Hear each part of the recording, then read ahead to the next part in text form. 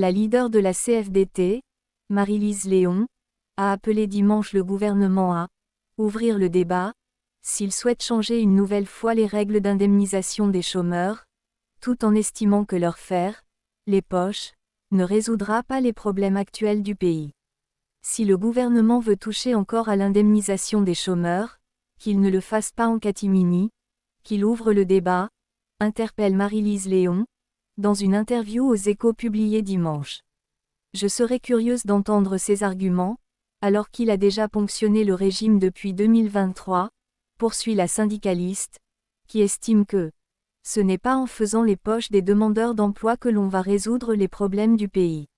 Le sujet de l'assurance chômage est revenu sur la table la semaine dernière, lors d'une réunion à l'Élysée en présence de 6 ministres, visant à identifier des pistes pour réduire les déficits publics, comme dévoilé par le quotidien L'Opinion.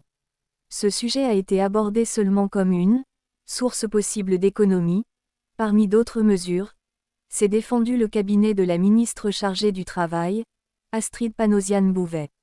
Cette hypothèse a émergé alors que la convention actuelle encadrant les droits des demandeurs d'emploi, signée fin 2024 par les partenaires sociaux, vient d'entrer en vigueur et doit s'appliquer jusqu'en 2028.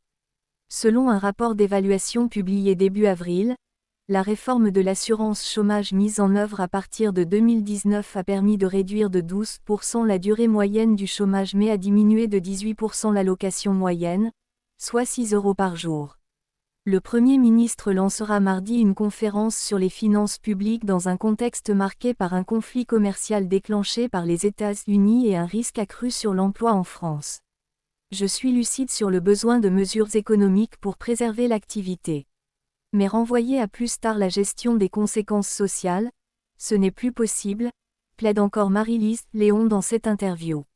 La numéro 1 de la CFDT a ainsi demandé au gouvernement de travailler ensemble en urgence sur les impacts sociaux pour prévenir les destructions d'emplois.